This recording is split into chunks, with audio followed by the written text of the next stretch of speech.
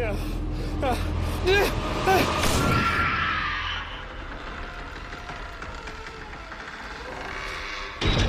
Welcome to the My Haunt Life podcast. Hello and welcome to the My Haunt Life podcast. I'm Mike. And I'm Russell. And we've done a couple things that we've already done. Yes, we have. Now we have seen their full form. They went into the cocoon and they came out as these amazing butterflies that we now get to see. Okay, we'll go with that or analogy. Something like that. Just play along. Absolutely. So we went and saw butterflies. What? You started this. Yeah, but it's a metaphor, man. Oh, okay. Come on. Anyways, the first thing that we were able to check out was Ovell, and we saw the full show. Ovell is part of the ABC project put on by Annie Lesser.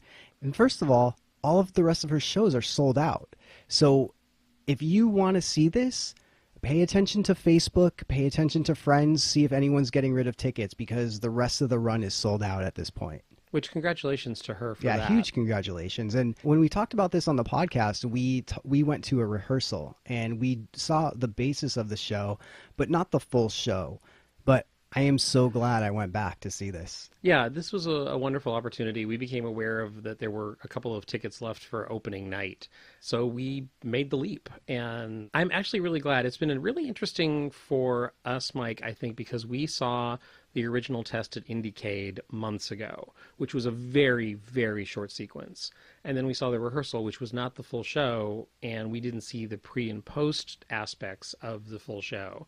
Seeing the show in its location, fully formed, was quite a different experience. It really was. There was so much going on. Like, you really get your money's worth. You know, that's one of the things that people talk about is the price of the show, but when you actually go and you see and experience everything that happens within the show, it's a steal for what you get. Well, I mean, it is a 3-hour experience, and if you choose to drink, you've got the free-flowing alcohol, which they encourage you to partake in, and there's a lot going on because of the small number of patrons compared to the number of cast members. You are going to get some one-on-one time with some of the characters. I actually had someone contact me after the show and said, wait, I saw something online that you had a picture. When did that happen in the show? And I said, oh, like you were over on the other end of the room, having this happen with you, and I got pulled aside and this happened with me. And so there's a lot going on all at the same time. So it definitely is a very full 3 hours.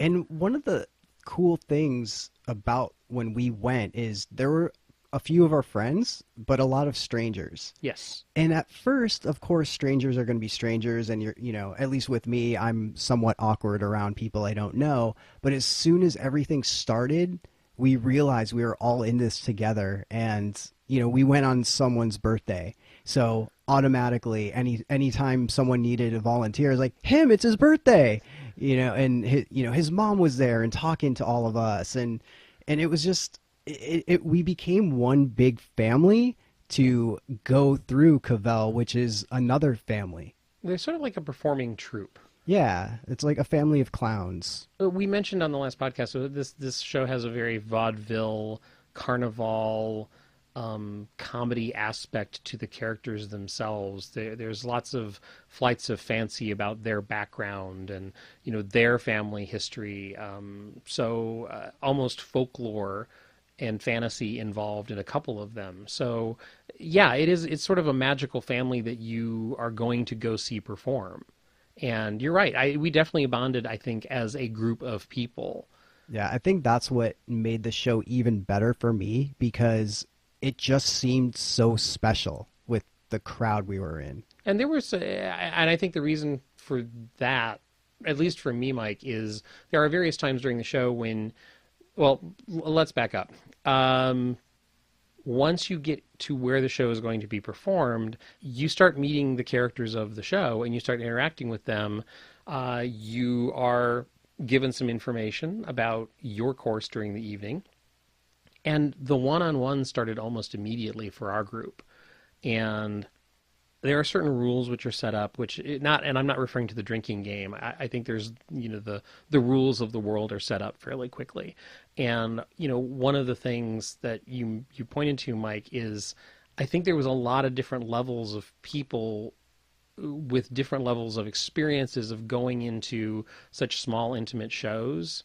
And I thought that was really interesting to see, who was being the most boisterous and who was being the shyest and who was being all of that. And I think the clever thing that the show does is you're asked a series of questions right before the show begins, and what you reveal in those questions actually comes to play during the show. And Covell is still running, so we don't want to go into many specifics about that. But the fact that they encourage you to be honest and reveal a little something, which in the end brings everyone closer together. And when that comes out in the process of the evening and the game and the pre and the post show aspects of what goes on, that's part of what the bonding was for me. Yeah, that totally makes sense. And for me, I think it's because we did have a lot of close friends in there, people we go to other shows with, as well as people we didn't know that just jumped feet first into this world with us. Oh yeah. And then even after the show, there was that fine line of, wait, is the show still going on? Or Yes. Are we talking to the actors? And that was one of the coolest things for me because we didn't know. Yeah.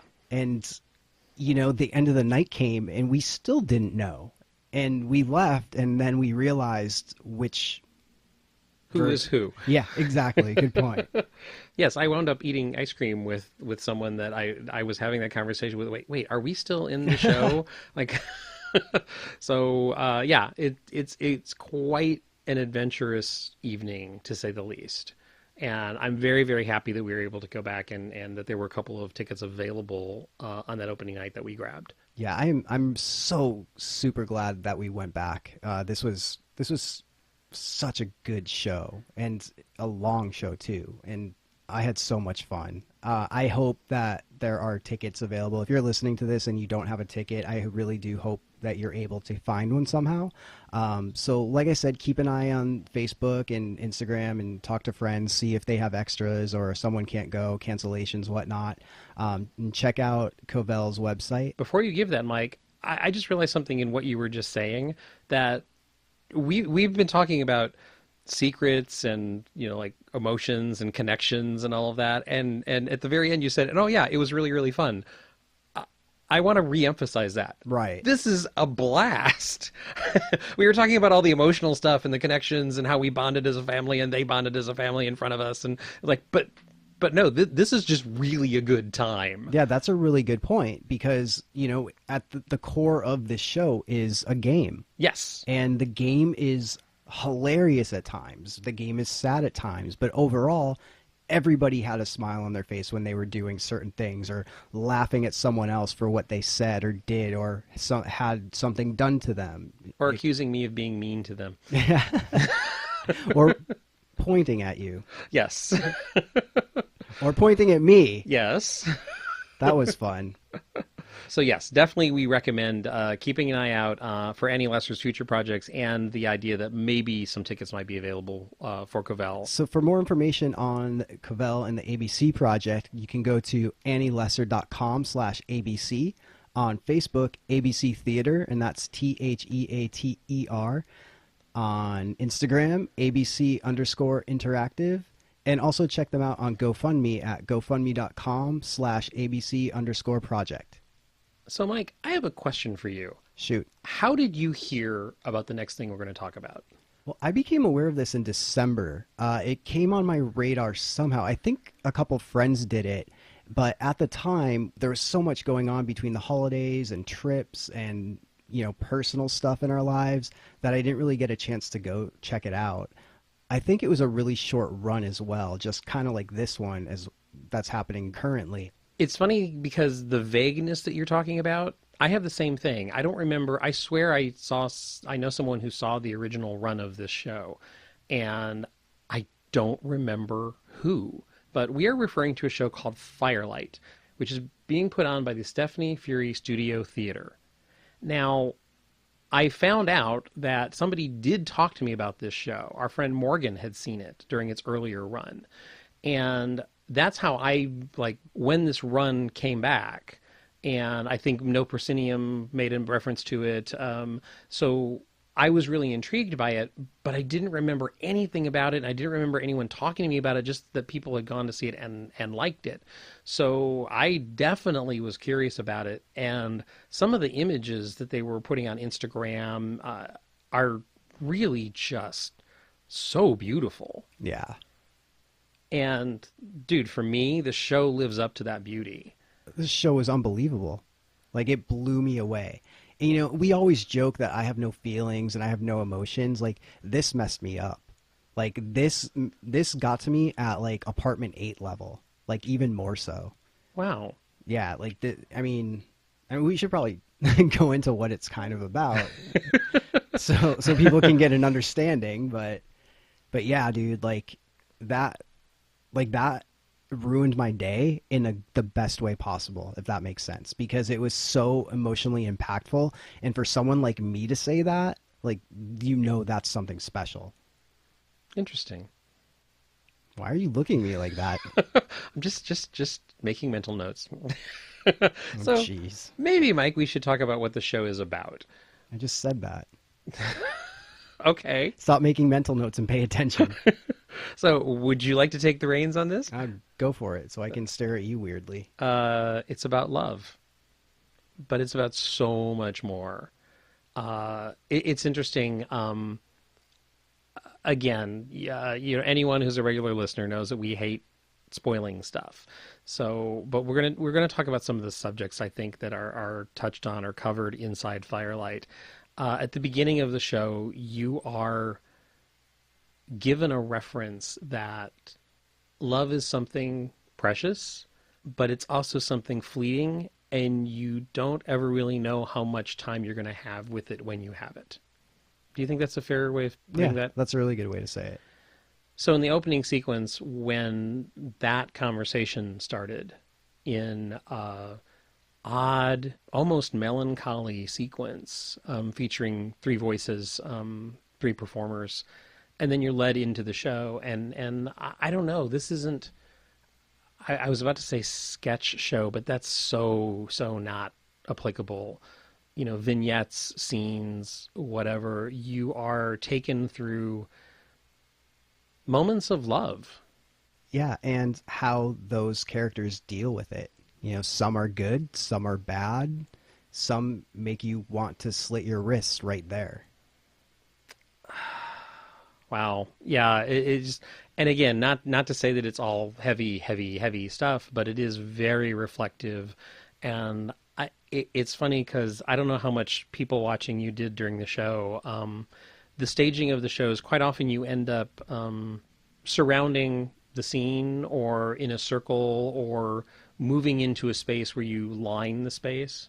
That's one thing I want to point out, because we've been to so many things where we have issues because there's that many people or more that where we can't see what's taking place. Right. Every scene in this show is exactly like you mentioned. Some of them formed a U. Some of them, the performers were in the middle of us, so we were in a circle. There was always a line of sight. You could always see what was happening, and I need to applaud them for doing that and thinking about that, because... Absolutely, I agree. And it's, if you noticed, that is a direct result of the design of the spaces that you enter. Because when you enter a space, the set incorporates a circle, or the set incorporates the performer at one end, so you know you're supposed to take the U shape on the other side of the room. It is designed for flow. It is designed so to get the audience to do naturally what they are expected to do. And speaking about the sets, oh my, these were beautiful and lended themselves so well to each different scene as far as atmosphere, setting. You look around and you feel like you are there, like you are no longer on Melrose. You are in this specific place. And to be able to take someone out of the real world and throw them in here and not even think about that they're seeing a show, it's incredible to me. And there's a wide variety. And I don't want to give too much away, but there's everything from a party atmosphere to a melancholy wander through a garden, through a very, very sort of abstract moment or two where you don't know what the environment is. It can be interpreted so many different ways. And then at one point, I don't know about you, Mike, but I felt I actually became part of a family. Oh, yeah. And that was, talk about subtext. There's an entire sequence where almost no dialogue is spoken, and yet you learn years of emotional impact of the love, the passion of a relationship, and where that has led, and to the present. And I got the feeling personally, Mike, that the present for for those two characters was a series of compromises. Right. Of passion has led us here to a place of respect, cordialness. I don't know what else to say about that, but I will say the very ending of that sequence was devastating for me. It was so incredibly simple and beautiful. And it is two performers handing a prop to each other. And that simple gesture was stunningly beautiful and moving. And going back to the environments, we go to so many haunts and so many horror type of things that it's not often, at least for me, that I can remember going to something where the music was as much as the background as everything else. Like, I forgot because I'm so used to, hearing screams or hearing like, or things like that. But or incredibly loud, intrusive music, which is supposed to put you on edge. Yeah, like that second room. Oh yeah, it transported you and the music helped as well as the set. Like, both of those complemented each other so well. And then moving on to the scene that you just described, the outside of that, like, I was shivering. I cannot believe you just went there, because the next question I was going to ask you is, did you get an impression of seasons? Yes, definitely. Okay, I thought leaving the show, because we did not talk about this afterwards. We went and foraged for food. But I really did have a feeling that there was almost the beginning, there was a winter, and then you went through a spring, and then you went through fall colors. And again, the sequence that you're referring to, and I made reference to it a couple minutes ago about there's a set where you couldn't quite identify. I identified that as winter for me. Yeah. And I think obviously because of color schemes and various other things going on in the room, but yeah, and again, that is the passage of time, the passage of relationships, the passage of seasons, things that will affect love and the intensity of it, and how people negotiate love in their own relationships. All of that was extremely present. And I'm gonna pull out the kind of the overused word of magical for the sets and the environments. No, I agree. It was. And I, and you referenced the music in the first room. I also want to point to that. The second room, I guess. Did you notice the ceiling going into that room? Yes. I don't want to say what it is for anyone going to the show, but they actually sort of symbolized on the ceiling what you were about to walk into. And when you walk into this room and you're greeted and you are literally welcomed with boisterous open arms, quite literally, and they want you in there, they want you in the festive mood, that whole sequence, when it starts to digress into smaller snippets of relationships, I thought that was incredibly well done. And each performer has to nail a single line here or there, which is part of a sort of a tangent that everyone in the room is on. And to see that, literally, I guess it's 4 different people going through multiple relationships, and you're only getting sentences from the various times of relationships. I hope I'm not giving too much away, but that sequence for me set up everything else perfectly. Right. Because I knew that I was on a journey that was going to be slightly disjointed, non-linear, have non sequiturs in it, and the evening was that. But what was impactful was how sincere each moment was. And they nailed it. Yes. It's always interesting to me when I can put myself in the place of an actor, as far as what they're saying. It's like, oh, that reminds me of this time or that time, you know, that kind of thing.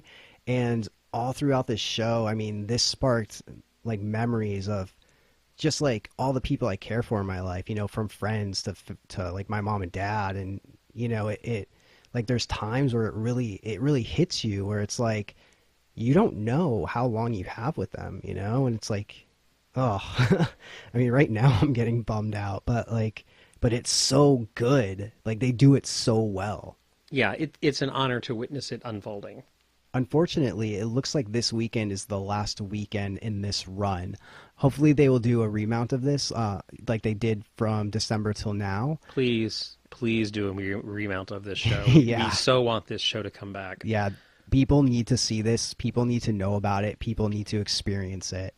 So keep an eye on the website and Facebook and all of those fun things for more information about this. And of course, if it comes up, we'll let you know about it and those dates will go on the calendar. But for now, go to their website at sfstheatre.com, and that's theater, Theatre. On Facebook, SFS Theatre, and that's also Theatre.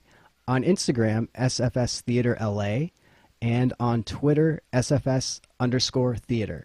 And for tickets, to see if there's any available times this weekend, go to firelight.brownpapertickets.com. And on the very same night, which was definitely needed after that show. Yeah, we needed a change in mental direction after Firelight, because it is so impactful. We needed to balance out. Yeah, so we went dark. Yeah. Very dark. We went the extreme opposite. So, yes, we went actually back to Zombie Joe's Underground Theater and saw a repeat performance of Tortured Souls, which we mentioned a couple of podcasts ago. So Tortured Souls is about 4 weeks into its run, and we went the very, very first weekend, and what a change. Like, there are very small changes, but I feel like it was very different from the time we saw it. It's hard to describe, but would it make sense if I said it had more air, more room to breathe, sort of? I think some of the moments lasted longer. Okay. And were more impactful than the first weekend. That makes sense. And there was also a new scene or two that wasn't there. Yeah, they kind of retooled one of the rooms in the middle of the show. And that scene left me so dirty. Like, I felt like I was in this, like, some sort of movie. And I can't describe it. I know I've seen it in movies. It's like the part where the character has all these visions flashing around him. Like one of those types of things. And he hears all these voices. That had that effect on me, and I felt like I was that guy, and I felt so scummy. But in a good way, right? Oh yeah, definitely. Yeah, I got called pretty boy. I got offered a couple things. Yeah, me too. To put in my mouth. Me too, but I think we're talking about something different now. Probably. So, okay. And I will say, Mike, that I had mentioned a sequence that. I think I said when we talked about the first weekend that I said this one sequence was, I believe I used the phrase steeped in desperation. Yeah. That sequence is so much more disturbing now. Oh, yeah, it is. So much more disturbing. I didn't think they could go farther with that sequence, and they did. The sadness and it was just, you watch a train wreck of a human being dismantle themselves, and it's horrifying and so sad. Even though it's comically sad, the sadness is definitely there 100%. Wow, I'm just reflecting on that for a moment. Sorry. It's okay. Sorry. So just yeah. Another thing that wasn't present when we went was crowd reaction. Because when we went with a bunch of other like horror nerds, and there wasn't a lot of people. So, but when we went back, there was a lot more, quote unquote normies there, where you can tell they probably weren't expecting what what was happening. Yes. So there were girlfriends hiding behind their boyfriends freaking out and grabbing onto their girlfriends, like, and just people with faces of what the hell is going on. And those reactions are as much as the show as the characters that we encounter. Absolutely. There was a lot of gasping going on, that's for sure. Yeah. And we haven't talked about the form of this show. It is a show where you're led around through various spaces. So at one point, Mike, what you were talking about, we are sort of gathered as a group in the center of a room, and I got shoved really hard. And I turned around because I thought it was a cast member. I thought I was in the wrong place. I thought I had done something wrong, and I thought it was a cast member correcting my course or something.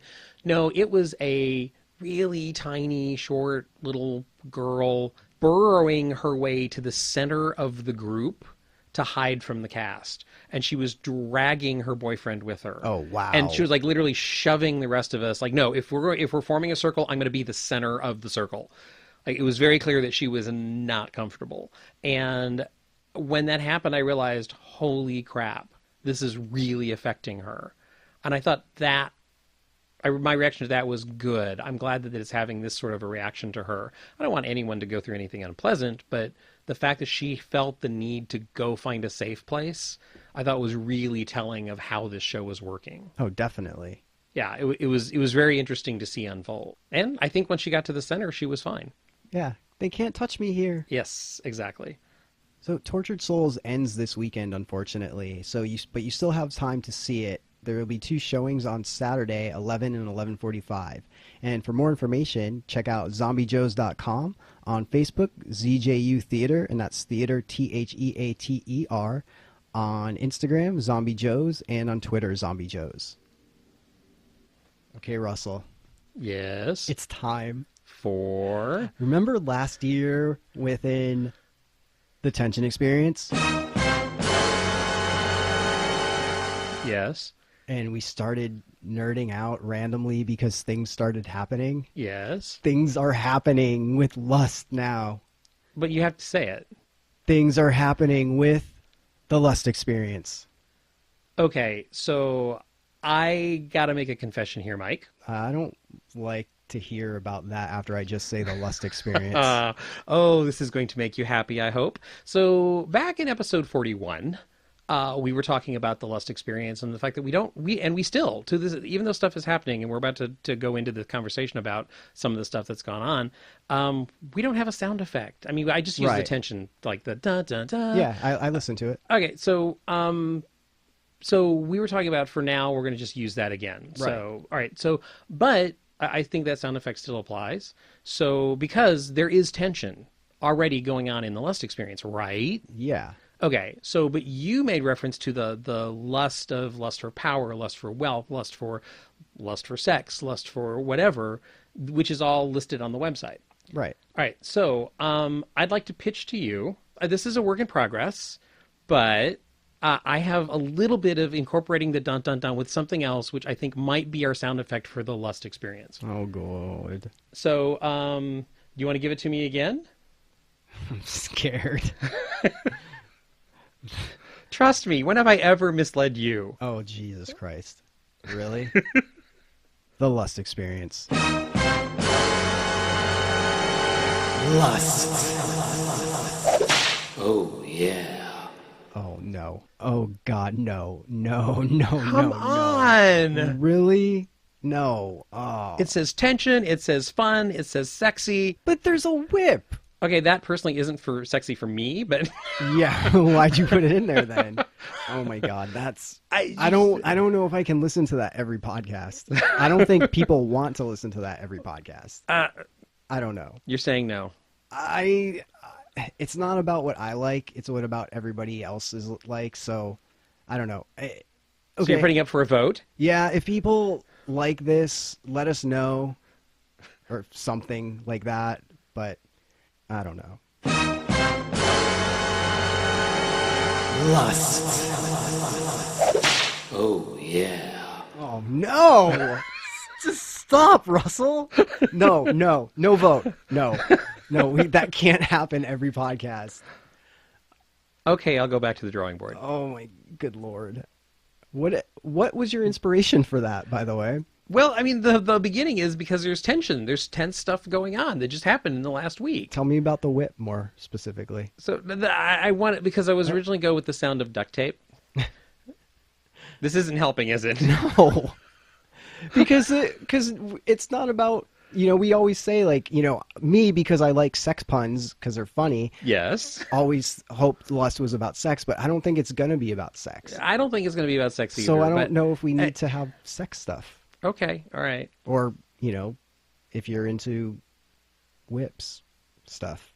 So, but the way you said that made it sound like you think duct tape is a sex stuff thing. It's not? Okay. How else are you supposed to make no noise come out of Once again, that? we agree on something. Okay, I think we really need to get off this subject now. Right now. Okay. You just learned a little bit about Russell. And you just learned a little bit about Mike. Anyways, stuff has happened, and it's insane. And I'm so happy we get to nerd out about this stuff again. Okay. So, the Tension Experience put out a book called Chronicles of the OOA. And the books came in, and everybody who pre-ordered who was in the LA area were able to go to the compound one last time to pick up their book. And it was kind of like it was a party, I guess. They had some wine, they had drinks, they had some of the cast members there to just hang out, and it was really cool to talk to some of them because for so long they were off limits. Like on a personal level, you can't have a personal conversation because they're still part of Tension. What have you. So it was cool to, just mingle, like, oh my God, like, thank you for everything you've done. And I think they were as much appreciative of us as we were of them. Yes. So that was really, really, really cool to see and hear and talk to all of them. And, we got the book and seeing old friends, and we were in the compound and we got to explore. And one thing you don't really realize is how much detail goes into these sets. Oh yeah, they're amazing. I mean, sets in quotation marks because this is real. But going into processing and seeing the pencils with the OOA logo on it, little things like that didn't have to be done at all. They had that, like, who noticed that during the show? We were too Probably busy. No one. Yeah, we were too busy being screamed at by Simon and getting awkward sexual questions asked about us by the processors. And going back and seeing that and seeing the OOA stationery and just like little things like that, it was just so cool, the amount of detail put into this. Mm-hmm. It was like it was real. It's like it is real. It's real. So, Russell, what happened with you? Because I didn't see you because you got there a little bit later than I did. Yeah, so I didn't see you till the end. I was working a little bit late, and I saw Deb at some point, and I saw a couple of other people halfway through, so I figured you were probably there.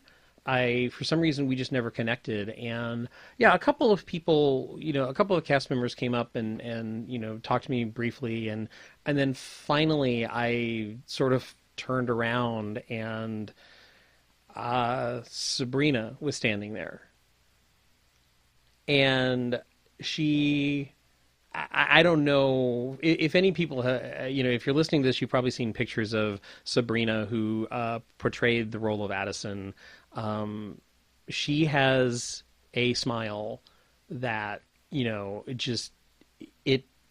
say it lights up a room is an understatement, and she looked at me and she gave me this huge smile and she came over and she hugged me, and it was such a great moment because it's really, I think, one of the first times we've ever had a non-tension related complete connection of, tell me what you're up to. I am so happy for you. As an actress, we know that she just shot a movie where she was the lead, and so we had this. I just was like, so tell me about the shoot. Tell me about what you've been doing. What did you love about it? What and we had this wonderful couple minutes of just awesome connection. That's awesome.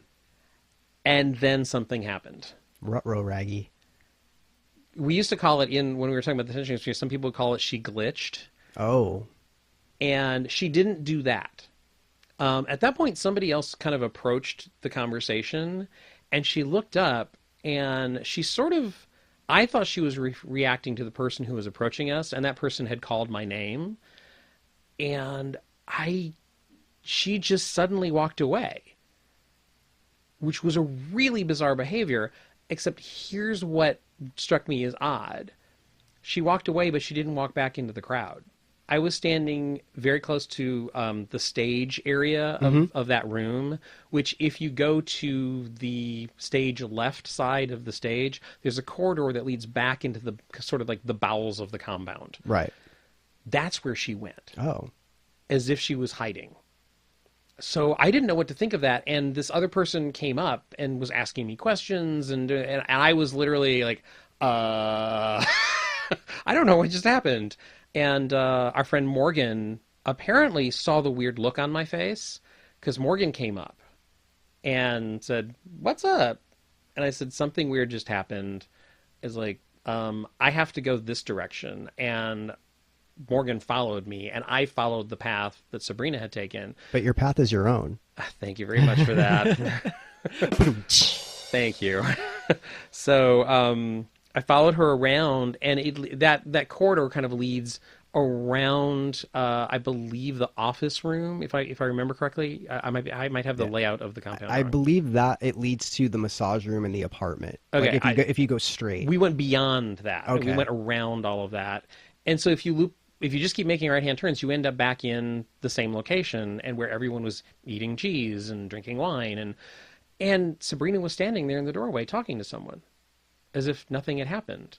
So Morgan and I walked up, and I said, "Oh, hi," and she's "Hi," and I said, "Oh, I was concerned because you walked away. I wasn't sure if if there was anything wrong." She was like, "No, I just, you know what? I've been dealing with a really bad headache."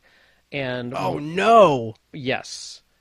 And Morgan said, "Oh, well, we were concerned about you." And she looked at the two of us and went, "Oh, wait, you were looking for me. You saw, oh," and then she turned and she walked away. Oh. So I thought, okay, that's kind of cute that she's playing the old games. So at what point did you think that, like, this was more than just a cute playing of the old games? Not for another 10 or 15 minutes. Oh, wow. Okay. I assumed this was right. Off limits? No, I don't know how to put that. I assumed this was not in game. Right. Come to find out, apparently other people were observing the same thing with Sabrina/Addison that night. And I think it was Sabrina there that night. That's nuts, man. But things get nuttier. Yes. So at one point, I forget who I was talking to, but I realized I saw someone just walk around, just walking, not talking to anybody, just strolling. Male or female? Female. Oh, okay. With just this attitude, like, I'm better than all of you. And I looked and was like, oh my God, it's Michelle. Michelle from OSDM, who at the end of Ascension, she did a couple periscopes. She stole Julie's fingerprint at one point, someone else's, and she was there. And at that point, I started getting so scared and excited. Like the kid on Christmas Eve, like, oh my God, tomorrow's Christmas. Oh my God. It's like, oh my God, something's going to happen. Something's going to happen. But she did a circle of the auditorium a couple times. And every time she walked by, I was just staring at her. But at one point, when she walked by me, I realized the back of the room, which was the entrance that most people came in from the compound. And there were huge guys in suits, like big buff bodyguard type guys. All of them had gas cans. And wow. You see, I was so completely unaware of this because of where I was and who I was talking to at the time. So I saw that, and I started just not freaking out, but freaking out. Like, oh my God, what the hell? Who's going to get set on fire? Like, what's going on? And then I didn't see Miles come in, but Miles, all of a sudden I turn around, and at the stage, Miles is there. And Michelle is there with him, and she grabs the book from Miles, looks through it, finds a page with her picture on it, and just rips it out.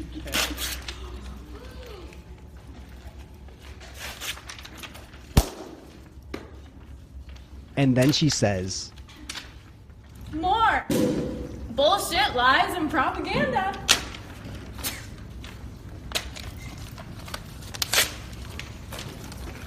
Congratulations. Looks like the sheep still believe. and then after that, she walks up to Darren. And I didn't realize this until I saw the video. Luckily, a few people took video. We'll put links in there, like Kim, Electric Hippo, and Addison Bourne. They took video of it. But you were standing right next to Darren. Well, you see, that's what I just made reference to. The reason I was unaware of all of that is because, Addison Bourne, very, very tall guy, Addison. So, someone I look up to, literally. Oh, jeez. You're only allowed one. Oh, come on.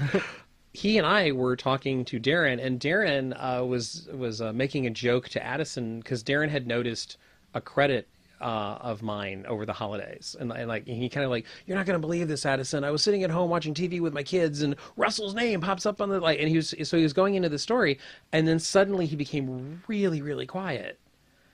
And he turns, and that's when I became aware of Michelle standing next to Miles. Like, I had missed the whole, prep thing. I'd heard a couple of, I noticed in the room that, people, I thought the room was getting more crowded. Mm-hmm. Which I think where people from other areas of the compound realized that something was going to go down and had started to come in. But because I was talking to Darren Bousman, I didn't notice that. Right. And I talked to Darren, and I had said, one of the things I don't have is I don't have a picture of me in the chair. And at various times, other people had that opportunity. That's why I was standing where I was, Mike, is I was sort of in line to get a picture of myself in the chair with the neon sign in the background. Okay. And that's why we were up front. And then Darren had said, Darren had come over and said, Russell and Addison, and just started talking to us. And then he fell silent when the whole Michelle thing started. All right. Well, since you were standing next to him, what happened at that point? Well, Michelle made a very pointed comment toward Darren about the sheep still believe, referring to all of us. Right. And she had made a reference to the book of Just More Propaganda, continuing the propaganda that the OOA supposedly had seduced all of us with. She has a thing for wrecking books. Yes, she does. She ruined the Book of Anak. She ruins Miles' Chronicles of the OOA. We were promised the Book of Anak, and if anyone saw the video of the end, she destroyed that thing by throwing it across the room, and it splinters. I was so disappointed when I saw that later. I have faith. So hopefully someday Pages will make it back to us, Mike. So I was standing there, and she did the sheep comment, and congratulations. Looks like the sheep still believe. And she hauls off and she slaps him very hard on the face. Stop. Don't do this here. Darren actually says, "Don't do this here." Okay. Okay, Mike, I you know a little bit about my history, and that I have, I worked as an actor right out of college. Yeah. So I've done violent stuff on stage. I have beaten someone to death with a log. I have been strangled to death. He air quoted on stage. So I have slapped someone. And there's a way that you sort of can wrestle. There's a way that you hit someone, and there's a way to deliver and absorb a stage slap. Okay, I was 3 feet away from Darren. Yeah. He did not absorb that like you normally would absorb a stage slap. I was stunned. It was hard. It was hard, and he didn't turn with the force of the blow. He didn't turn his head. He didn't. That I was standing 3 feet away, and it seemed like a incredibly real slap to me, which was really disturbing. And I didn't know what to do at that point. And Michelle, Michelle didn't push the physicality after that. So, and Darren sort of backed away. But she spit on him after that. Yes, she did. She spit on him. I mean, that can get you arrested. That's assault. So I didn't know that. Yeah. Okay. Yeah, because I know people. Well, I don't know people, but I know of people that have said they spit at someone and someone pressed charges. Oh, wow. So Michelle's playing with fire. Okay. But segue. So I was a little stunned at that point.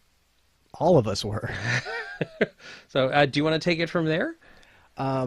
So then, after she slaps him and spits on him, she says, Don't do this here. Burn this shit to the ground! and then all of a sudden, all of those guys that I previously mentioned in the back, the bodyguards with the gas cans, just start dumping gas over everything. And Including the food. Including the food, Really which- distressed a few people. which was really funny because you hear in the video, "Oh no, not the cheese," Yes. which is pretty funny. But a man gets on stage, which I was like, wait a minute, this guy looks really familiar. I had the same reaction. And he tells us, Why don't you all sit down and shut the fuck up? I have something to say, and I intend to say it once. As you can see, our time together is growing short. Tonight, this fire destroys not what we are, but simply burns away all that we are not. You can leave now and wait for the phoenix to rise for those among you who are wealthy, worthy. Good night. Leave now. Go out there and get in your pathetic Prius or your fucking faded green Honda Accord and go home. Go home! Get the fuck out! Do I look like I'm kidding? Leave. Every single one of you, get up and leave now. and so we're all there listening to him speak, and then it comes to the point where he tells us we need to leave. Which confused everyone in the room. One of the reasons, Mike, I think it confused people is because it was such an abrupt ending, and I don't think any of us were really expecting a scene or anything like this to unfold. So when he first tells us that now is the show is over, now is the time to leave. And at first, everyone was sort of like, is he serious? Because, first of all, we were given a time frame that the night was going to unfold under, and this was much sooner than anyone expected. So that happened, and then there was some disgruntled comments being made. Somebody said, "We were invited, you weren't." Somebody said, "We were here first. What if we don't leave?" So this is a really interesting dilemma for me, and I think it caused a little bit of a hiccup in the evening for me, in the fact that it was really clear that the evening was over and we were supposed to leave. I thought that was pretty damn clear. How did you feel at that point? Yes, but yeah. I mean, I didn't want to because I wanted to stay in there forever. Yeah, neither did I. I didn't want to leave either. And but as a performance piece, yeah, that's our cue to go. Yes, absolutely. And I thought it was pretty definitive. And then somebody else sort of made the comment of, asking the question of, well, we were told we had to defend what we created, and the vibe was, what if we stand and defend it? And I thought one of the actresses in the show actually made a very good call and said, well, yes, absolutely, we will defend, but right now, we're supposed to leave the building. Mm-hmm. So it was becoming very, very clear, and I just thought it was an odd thing that sort of as a community, some people felt like, no, we don't have to put up with this. We're not going to leave. We're going to disrupt your show. It felt like a really almost disrespectful vibe to me. I don't see it that way at all. Really? Yeah, because here's the thing. There's a couple points. So one, you have tension that we've been a part of for a year at this point. Right. Always telling us there's always choices. There's always a choice. And when you get so wrapped up into a moment, you kind of forget that it's like, oh, wait, this is make-believe, or is it? So with the constant, there's always choices. You could always do something different, be present. That's that moment when people are like, no, we can't leave. you know, the same thing happened during Ascension, you know, when I was sacrificed. You know, people didn't want to leave. Right. You know, so it's like... Which I'd also like to point out that was the very first evening of the show, correct? Yeah. And they hadn't established the rules quite so firmly. Right, but there were no rules Wednesday either. They when they say you can go look in any part of the warehouse and look around... True. You know what I mean? Like, and this isn't like a slight or anything, but I'm just like, when you get so wrapped into something that you love... and something happens like that where it's like, get out of here, we're burning it down. Like, of course it makes sense that some people are like, no, you can't take this from me. You know, like that's the way I see it. I absolutely agree with you. However, I felt that some of what people were doing was screw you. And I thought that was the disrespectful part to the actor. It's like the actor was there to deliver a message. He was supposed to end the show and clear the room. That was his purpose. And for the community or members of the community to stand up and like, screw you, we're not clearing the room. That's disrespectful. There comes a point where you have to take the clue. Right, but they haven't gotten to that point yet. So... if they got to the point where they understood and then still did that, then yes, I can see that as being disrespect. But when you're in that moment, you're like, no, screw you. Like, I don't see that as disrespect because... And I think that moment happened. Oh, okay. You're saying that moment didn't happen yet. Right. I think that moment was very clear. Yeah, because I was off to the side. Like, I was smelling the piano for gas. So, I wasn't... Oh, that's next so to you. Well... you get wrapped up in a moment. No, it just worries me because, and I don't think we need to go down this path. And I'm not sending up a warning flare yet.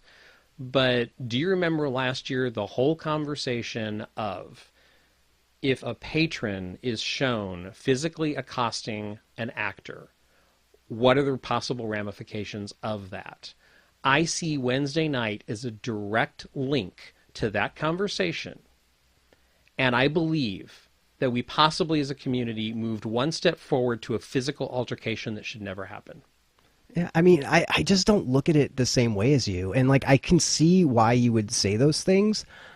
I don't think it would get to that point though. Like, and that's just me. Like, like a lot of the people there last night never even saw that part. Like what happened with that, Yeah, true. Like, and I think deep down, everybody knows like, oh, wait a minute, like shake your head. Like this is a performance kind of thing. And I think people weren't doing that on Wednesday night. Right. Okay. But another thing too is, at the end, they gave us specific rules, like, don't touch anything, don't talk, don't do this, which makes sense. We all expected something to happen. Mm-hmm. For this, they couldn't do that because that takes away the surprise. Right. So it's like either it's a double-edged sword. And the whole reason I'm bringing this up, Mike, is I don't want the surprises to stop. Right.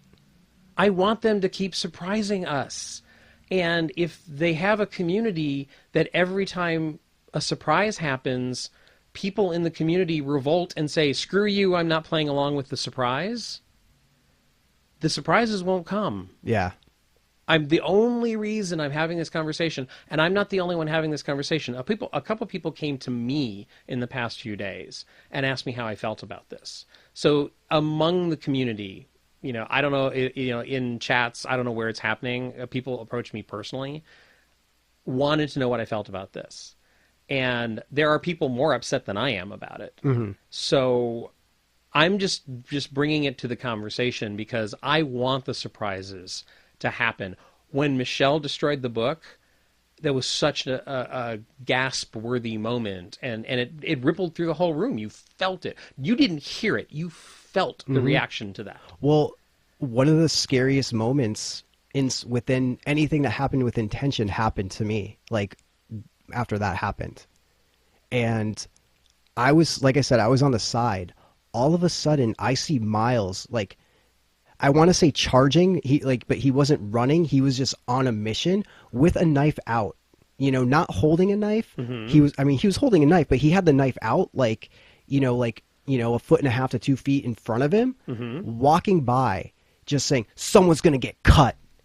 And it's like, this was Wednesday night? This was Wednesday night. This is the first I've heard this. You can hear it in the video. Oh, okay. And I think I was probably leaving at this point. no, this was this was before really? Suit Guy got on stage. Oh, wow. And just then because I was probably still like right next to Addison and Darren and yeah. So seeing Miles, who we all know and love as Nice like Miles. this mild-mannered, like just full of love and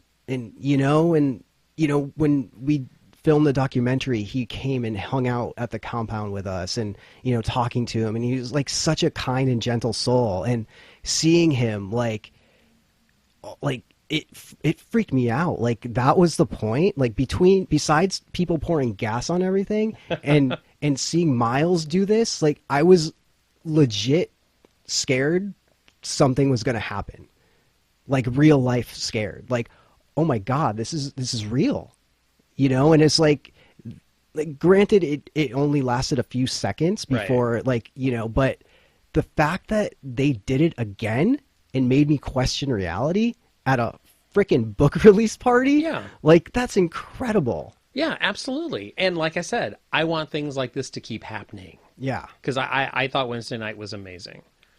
All right, so going back to Suit Guy for a second, the guy that was on stage, and we talked about, it was like, wait a minute, he looks really familiar. Yeah. He was the guy in the first consultations that interviewed us. Like, right. I think we called him the doctor or something, but that's that guy. Yeah. Coming back a year later. Right. So, like, that's just like a bunch of crazy theories. Like, did he go into Noah's training? Has he been in OSDM like boot camp for the last year?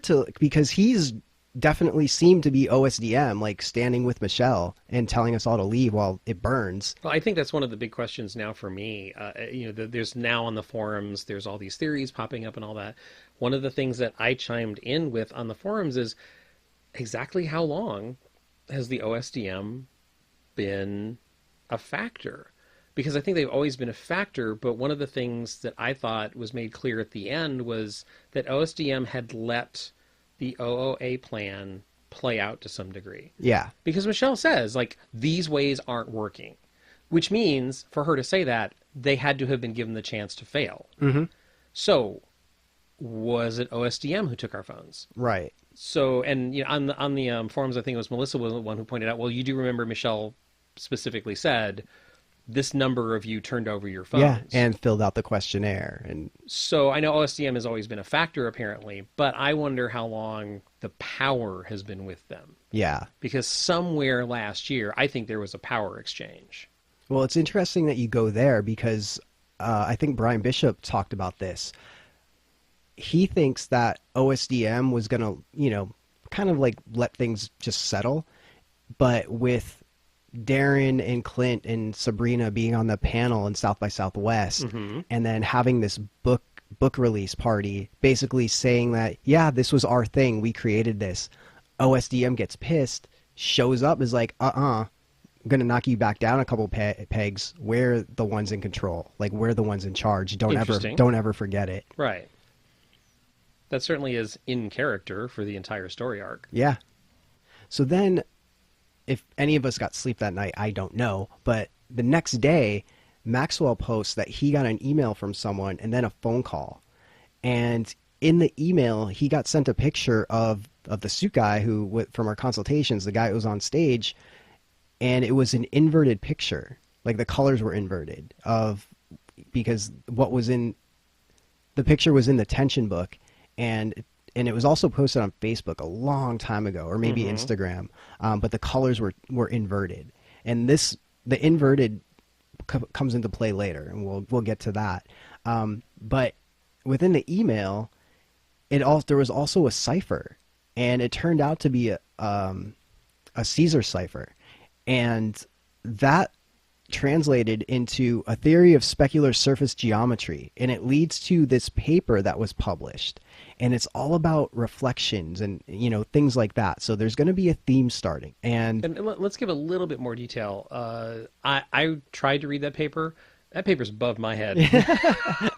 But one of the things that I grasped from it was sort of that there comes a point where a reflection becomes just as accurate as the original image. Yeah. So there may be a point where you could not tell the difference between a reflection and the original image.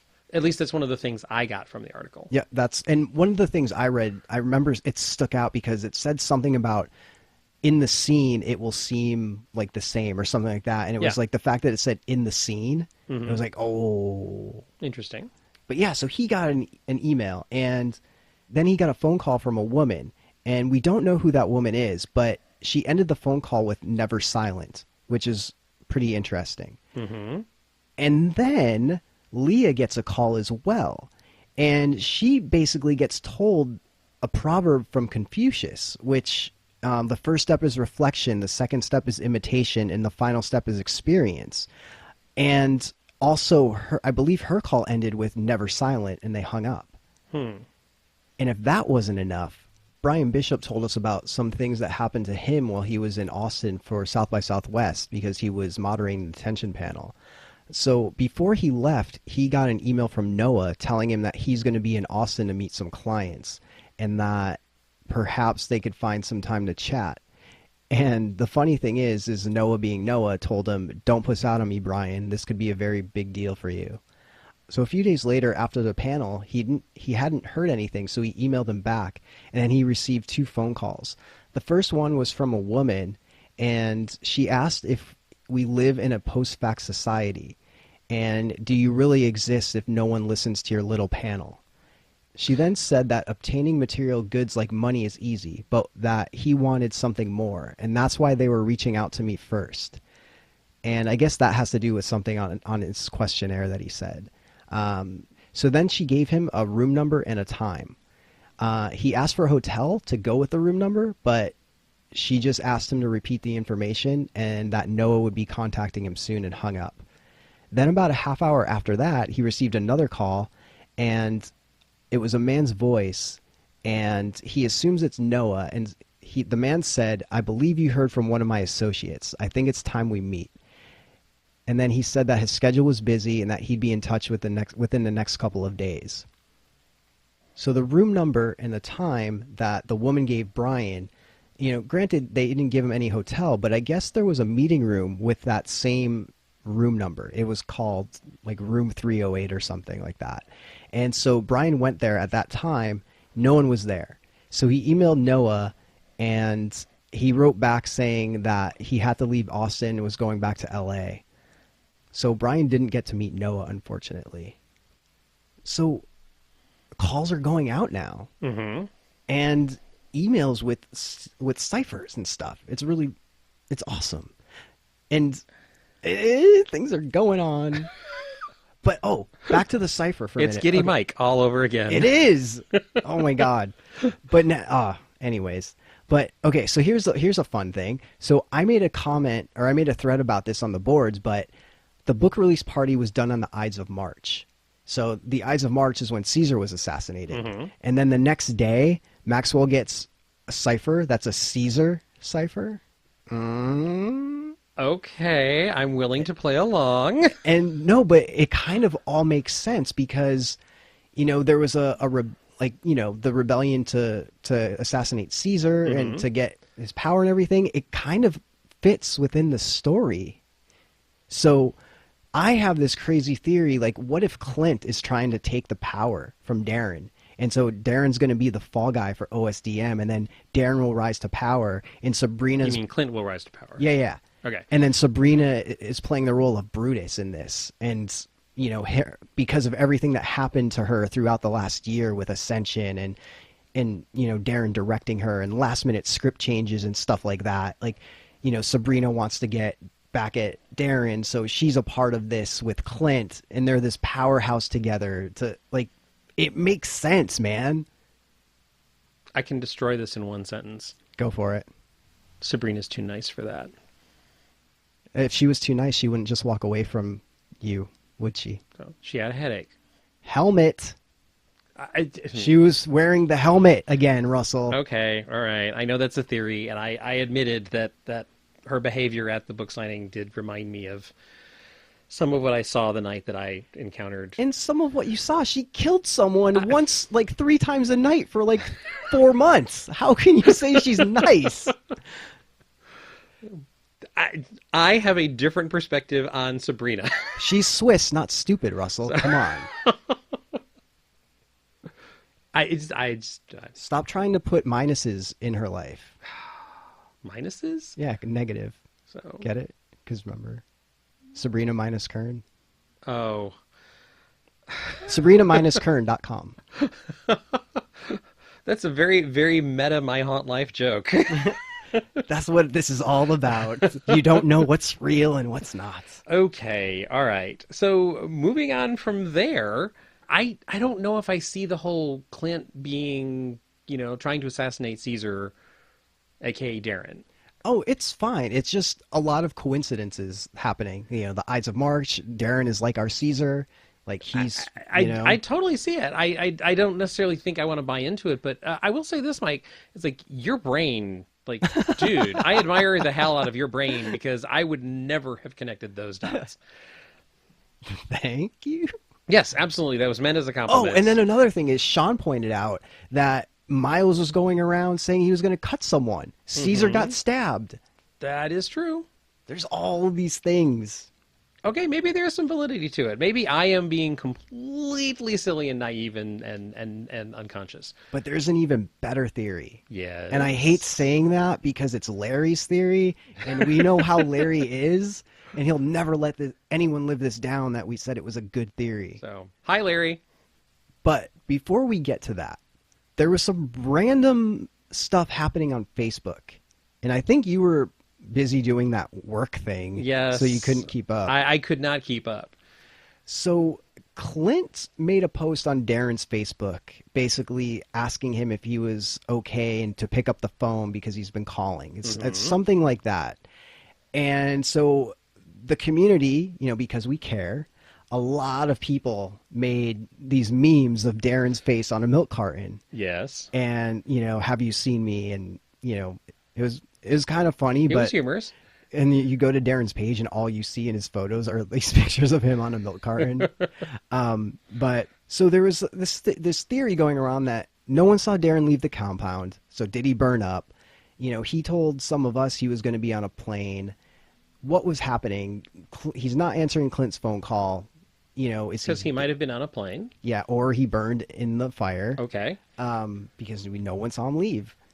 So this became something that we all fixated for that day because there's obviously nothing going on and we hate our jobs, so we would rather do this. I had a 5 p.m. meeting, so I was ignoring parts of it. Yeah. And just weird stuff started happening. Megan pointed this out to me, but there was another Clint Sears profile. Mm-hmm. And apparently that was something that was years and years old that just got reactivated. And one thing I noticed was that Tom Donovan, who was Mr. Ohio, who was Gatekeeper 4, their profile on Facebook was Tom Donovan. That changed to Clint Sears as well. So Clint had 3 Facebook profiles going on at that time. And Clint came on the boards, Clint-Sears on the forums during the Ides of March thread that I had started and said, oh, before we go off course, everything's fine. So we're like, wait a minute. Okay. So Clint Sears posts on the board as Clint Sears, not as, like some fancy title like overseer, or anything like that. The controller. The watcher, things like that. It was Clint Sears. And it's Clint-Sears, and that will come into play later. So then on Facebook, Clint Sears posted on Clint Sears' wall saying that was perfect. So that was in regards to the post made on the forums. So now this isn't only happening on the forums, this is going over into real life, into Facebook, into like their personal profiles. And it's blowing my mind right now. So Clint made a post on Clint's That just sounds funny. So one of the Clints, fake Clint, made a post on real Clint's timeline saying that was perfect. And then that profile got deleted somehow, or it went back to hiding. And then he's posting these odd pictures and tagging Darren. Like one of them is this old mirror, like it's an Egyptian mirror, a bronze mirror. Mm-hmm. And then he posted a hydraulic telegraph, which was a long distance communication tool in ancient Egypt. Right. So, Mike, during all of this, like I said, I was at work, so I was only able to check in every now and then, and I actually got thrown a direct question. Addison Bourne asked me about the book release party, because Darren and I were talking, and these posts were referencing Biloxi, Mississippi, and that's the area I grew up in. So Addison directly asked me on the forums, like, hey, was there any reference in my conversations with Darren at the release party of him traveling to that area or anything like that? And I said, no, it's, there was no conversation like that. And that area of the country doesn't, there was no reference made to it at the book release party. But Addison made the connection that I was from that area. But wait, there's more. Darren checked into Biloxi, Mississippi. Yes, he did. The day after the book release party, so that was on Thursday. Right. And then it randomly got deleted. Well, somebody made the connection that the device that you just mentioned might have been used for military communications, and somebody immediately noticed through some basic research that there is an Air Force base, Keesler Air Force Base, is in Biloxi. And I also added to it, like, well, there's actually multiple military facilities. There's also a CB base in Gulfport, Mississippi. So there's definitely some military connection to that area if you want to think about long-distance communication. Some people on the forums were theorizing, like, hey, are we supposed to be trying to communicate with someone over long distances? Aliens.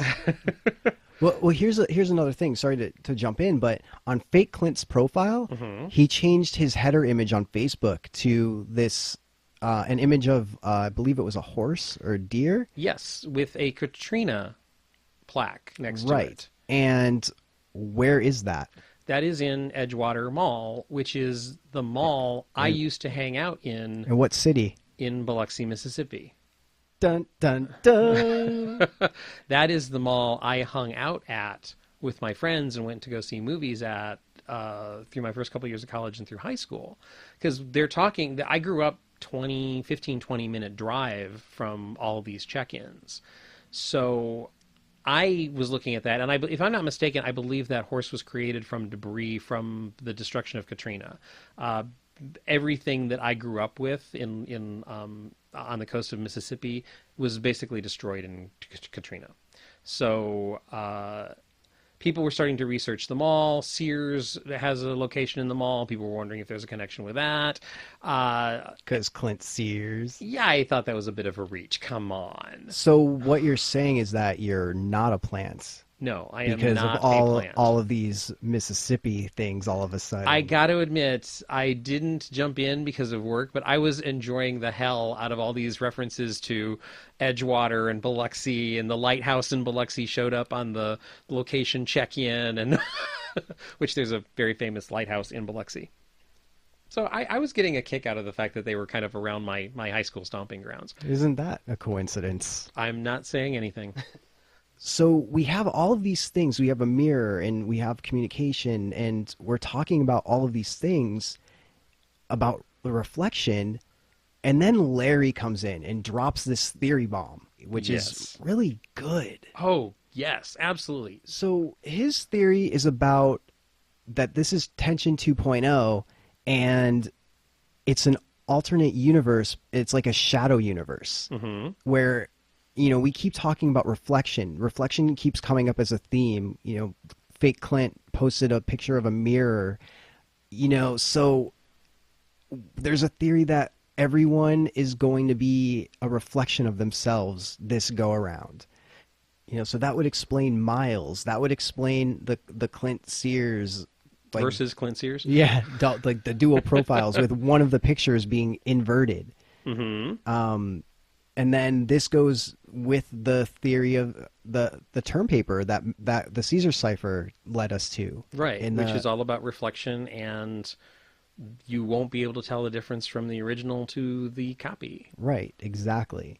And something really interesting happened with Larry. Suddenly, Larry, who was one of the first people to go into this conversation, suddenly there was a fake profile of Larry, just like there was a fake profile of Clint Sears with the dash in the name. Larry wound up with one of those. So suddenly there's a fake profile. So was this someone messing with him, or was this really part of the game? Or there's so much mischievous stuff going on, this is crazy. Yeah. And so, Mike, I know that you had messaged with Larry that day, and he did confirm that there was a fake profile. Exactly. So this is getting really mischievous and playful, I guess, but it's all in the terms of reflection and shadow. Like, you could apply that to all of this fake profile stuff. Right.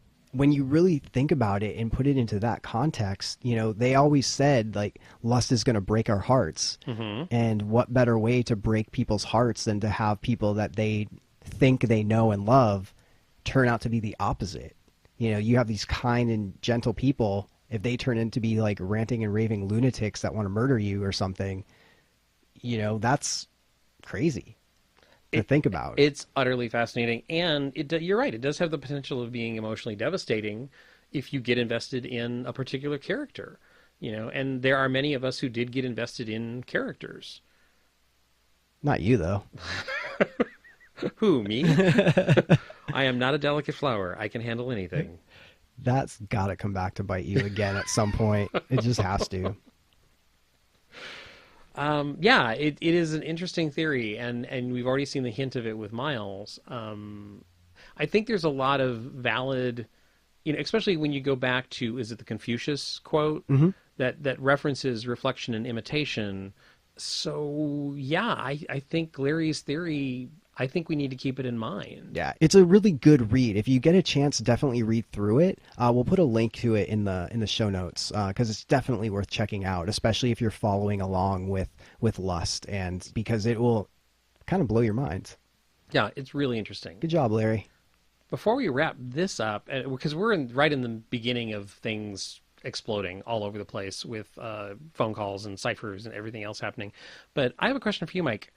When emails were sent out, questions were sent out, where do you stand with Noah Sinclair? Because the last podcast, I had not received a response, but I have since then. Okay. Which, the response to me was they asked me 3 more questions, which multiple people got, which is the who are you, why are you, why do you want the system in your life? Okay. So I sent a response to that, and I was a very honest, because I sort of work on even though I'm a creative personnel for a corporation, I put it in the corporate sense. And like, look, this is my strength in the corporate world. This is what I miss. Why other people are focusing on numbers, I'm the creative guy who can make those numbers real by showing you how to manipulate emotions, because that's what I do as an editor. So I thought that would make myself appealing, even though I think Noah's a bit of a joke. I'm sorry. Dang, I hope he doesn't listen to this. I'm sorry. It's hard to take anyone with that much bravado seriously. So, but but I did respond. But I have never received a response to those follow-up answers that I sent. Yeah, no one has. So, what about you? Where did you end up? Well, I'm part of no one. So you're part of no one? No, because I said no one got a response yet, so I'm part of no one. No, okay, never mind. Sorry, bad joke. Got it. No, I take that back. No one except Brian. Brian heard from Noah, but that's only because they were both in Austin at the same time. Right, and then but Michael Rizzo was given earlier on a date that he might want to hold for a possible invitation to something. Right. So that's the one firm date that I think anyone has been given for anything. Yep. Nothing yet. Okay, interesting. With everything that's happened this last week, I'm going to think and assume that will start going on. I would think so.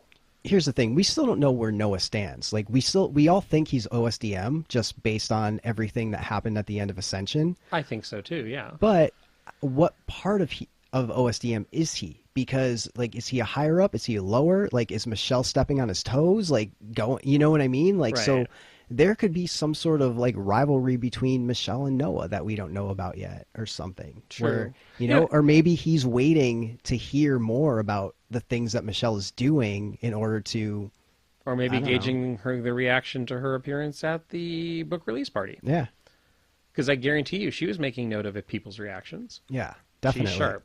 So Mike, part of the reason I have such an odd reaction to Noah is because I never encountered him during tension. Right. You did. I have no reference for the guy. Yeah. If I ever saw him, I no recollection of it. I don't think I ever saw him. Okay. So it's just hard for me to relate to who he might be or is. Not a bad start so far. This is like, it's giving me that feeling of when we started nerding out with tension and everything that There's happened. fun stuff happening. And Yes, there is. It's awesome. I can't wait for this to get even more deep and crazy and weird and all of that.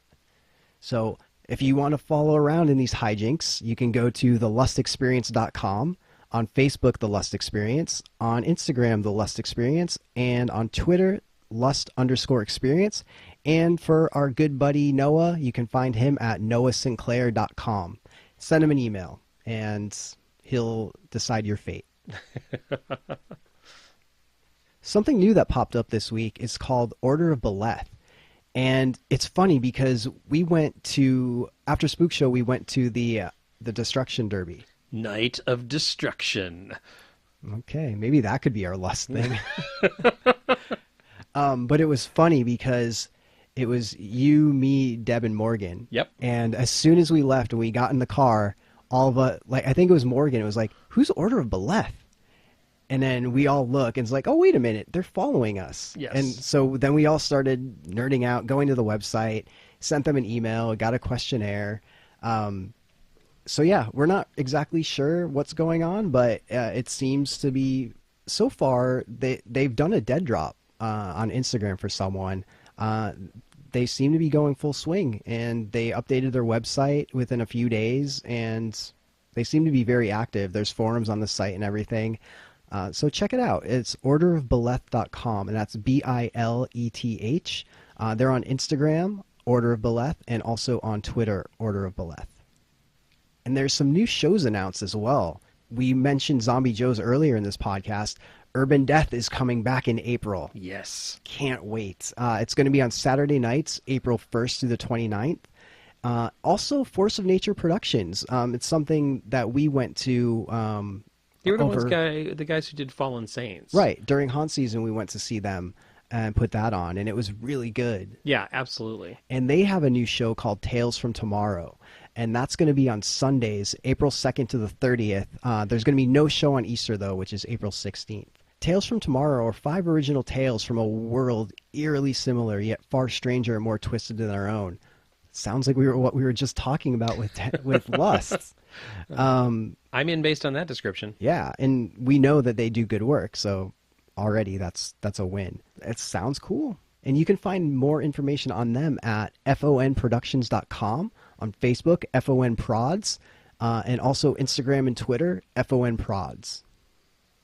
We also got good news that the Scout Expedition Company is extending through May 29th.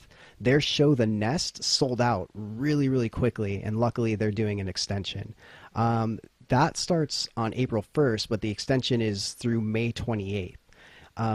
That seems really interesting because they're saying, I know it's a show, but they're saying basically that it is going to be a created space that you get to explore at not your own leisurely pace. There's a time limit, I'm sure, but you go in and you explore and you sort of discover the story on your own, it seems. Yeah. I'm looking forward to this. I'm really curious to see what they create. Yeah, Noah from No Proscenium interviewed the creators, and it was a really, really good, not spoiler introduction to what this show is. So if you get a chance, check that out, and we'll put a link to that in the show notes as well. And on Instagram, they seem to be posting some behind the scenes stuff as they're creating the space. So Yeah. that has me intrigued as well. And also, I'm glad you mentioned that, because I'm staying away from looking at that. Oh, okay.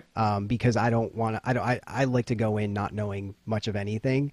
I think it's the haunt nerd in me from working with haunts that But then there's weirdos like me is like, no, I don't want to see how you made something and whatever. But So you're avoiding the pictures of the circular saws and things like oh, that. if that's all there is, because I was told that it's like, oh, it's behind the scenes. They're showing all the sets and stuff like that. There, you know what? For you, I think that might be a good advice for you not to take Okay. a look at it, because I So it's know more than circular saws.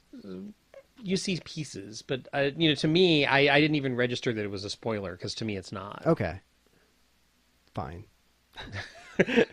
But anyways, you can find more information about them at scoutexpedition.co, on Facebook, Scout Expedition CO, on Instagram, Scout Expedition CO, and on Twitter, Scout Expedition. And they have a website specifically for their show, which is thenestshow.com. And then so just for some things going on this and next weekend, we have the final weekend of Tortured Souls and Firelight this weekend. We have the remount of the Speakeasy Society's Kansas Collection, Chapter 1, The Key. We also have Screenshot Productions, Fear is What We Learned Here, LA version. This is a remount of the San Francisco version, which is a remount of their very, very first show in LA a year or two ago. But supposedly new and improved. Yeah. There's Cavell happening, but that's sold out. So just make sure if you want to go, check for open tickets. And then next weekend is the Speakeasy Society's Kansas Collection Chapter 2 remount of The Axe. The Nest from Scout Expedition, which we just spoke about, is starting up. And also Urban Death from Zombie Joe's, as well as Force of Nature Productions' Tales from Tomorrow. And in the show notes, you'll find links to all of these. Right. The dates, as always, will be on the calendar at myhauntlife.com/calendar. And we have a couple shout-outs, Russell. Mm-hmm. The first one, Alexa from San Francisco. She hit us up on the Haunt line. Mm-hmm. And she sent us a message saying that she found our podcast a few weeks ago and just finished listening to every episode, which is amazing.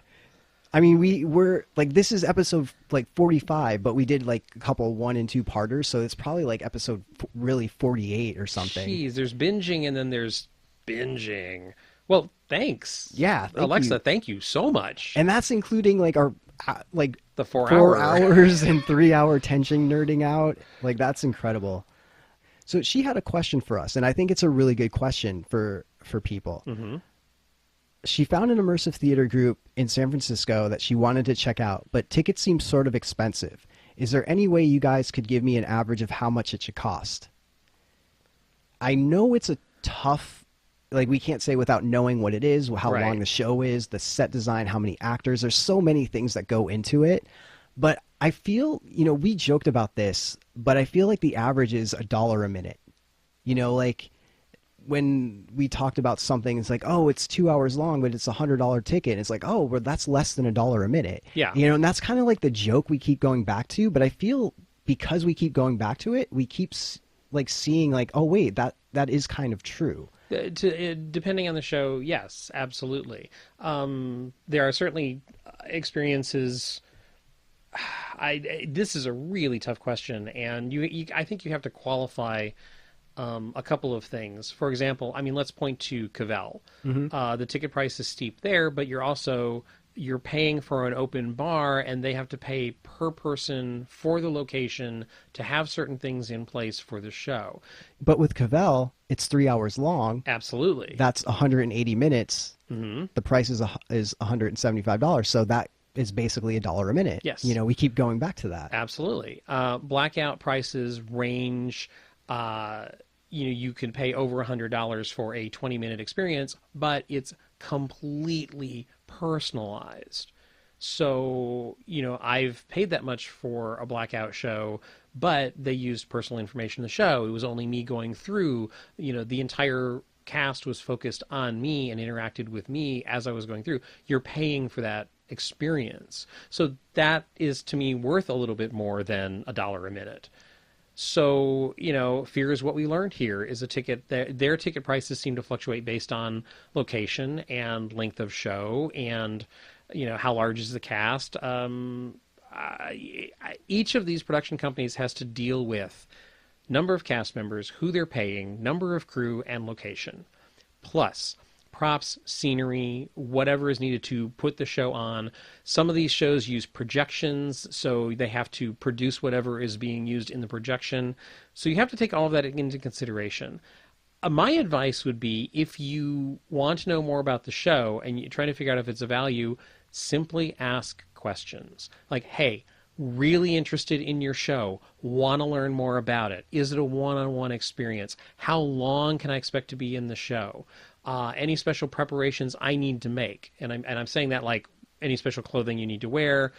We've been told sometimes wear clothes that you don't mind getting dirty. I think you take all of that into consideration. I think you ask questions. Yeah, that's fair. Just like email in advance and say, hey, I am your potential client. I am your potential patron.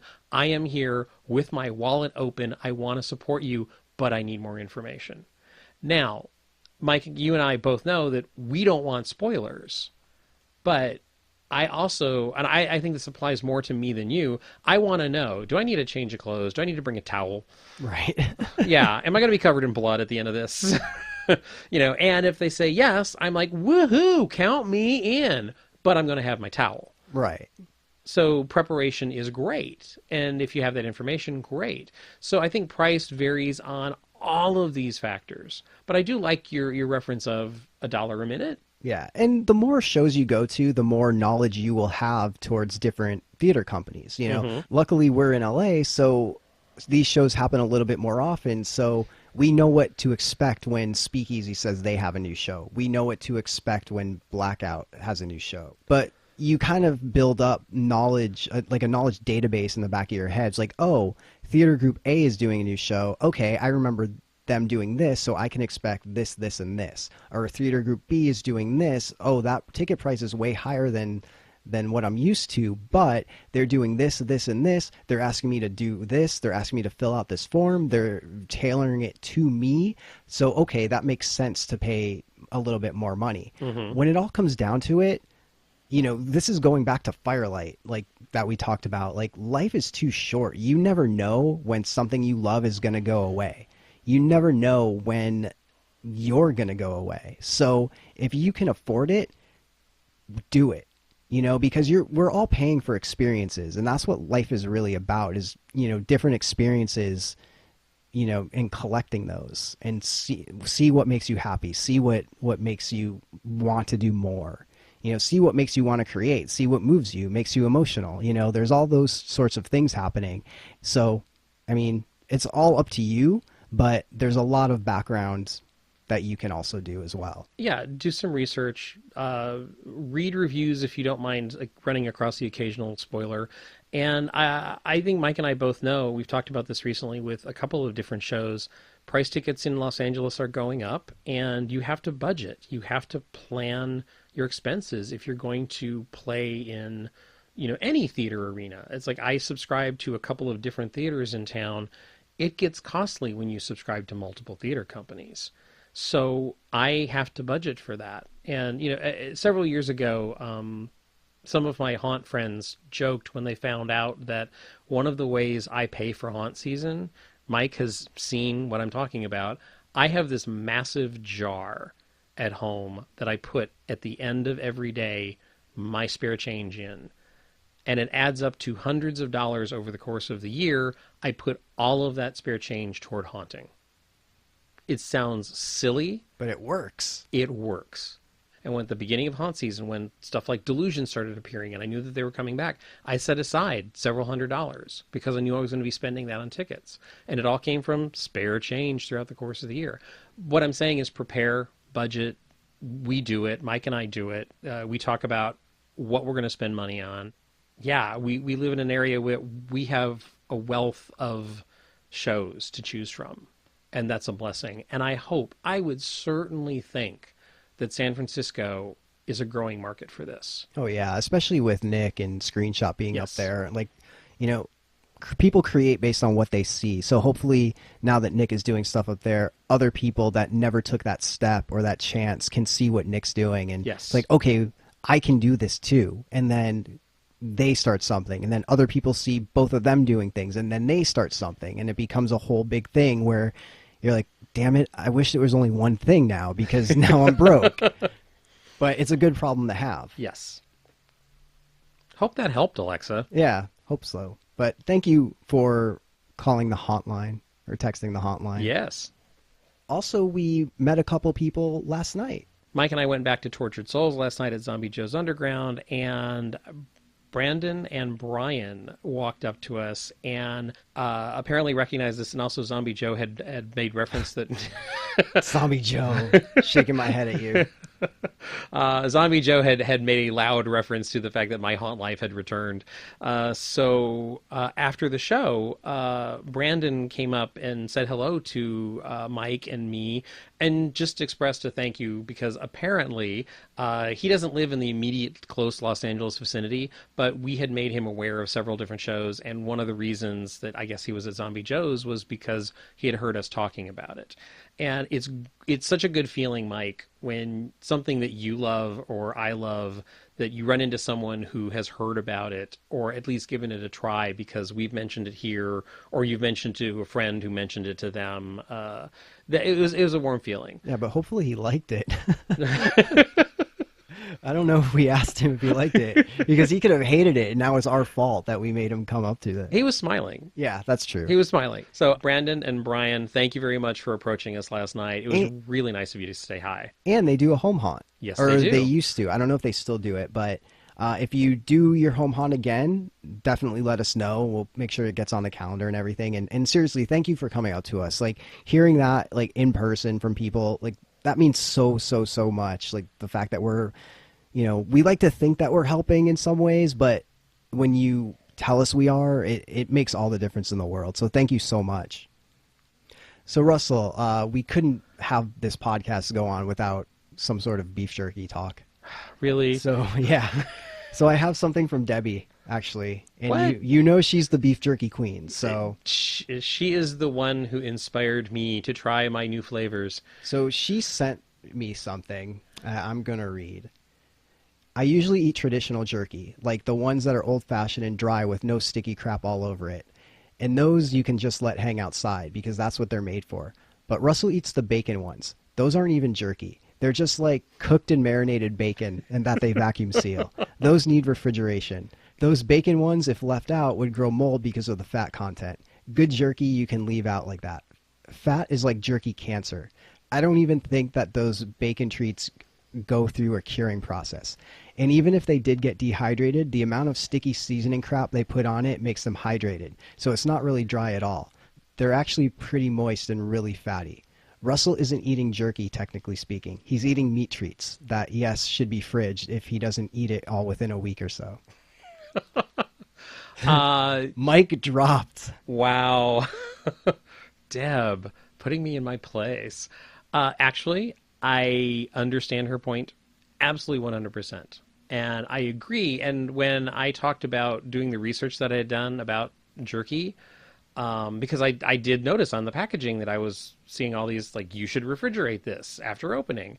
I found references to the difference between dehydrated, homemade, processed, and yeah, I prefer the flavored stuff that is not as tough as some of what Deb has come up to me and said, try this is amazing. And it's literally like a rawhide, the texture of a rawhide dog bone. How do you know what that tastes like? Don't go there. I just did. So I totally understand that those would never need refrigeration. I mean, those will outlast cockroaches. They are so dehydrated. But that's not what I like about the jerky that I've tried.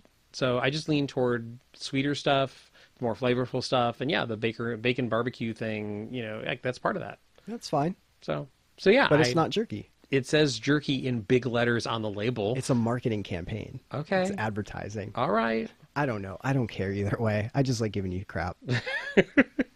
I'm telling you, the barbecue bacon stuff is so tasty. I think that's a good note to end on. You've had it. Thank you for listening. If you want to get in touch with us, you can email us at mike@myhauntlife.com or russell@myhauntlife.com with 2 S's and 2 L's. You can find us on Facebook at My Haunt Life and also Instagram and Twitter at My Haunt Life. Check us out on the web at myhauntlife.com. And of course, we always have the up-to-date calendar on the site, which shows you a list of haunts and theater and events and all sorts of fun things going on. You can find that at myhauntlife.com/calendar. And we also have the forums. myhauntlife.com/forums. Also, not to forget, we have the My Haunt Life hotline, which Alexa from San Francisco used so well. You can give us a call or shoot us a text at 515-HAUNT-LA. So that's pretty much it. That wraps it up. This was fun. Yeah. It's fun nerding out about things. You are so happy that Lust has kicked in. I know. I know. And I didn't even do a pun. If I'm this excited without making lust puns, like, that's saying something. I'm sure they're coming. And we'll leave it there. Yep. I'm Mike. And I'm Russell. Thanks for listening. See ya. Because of the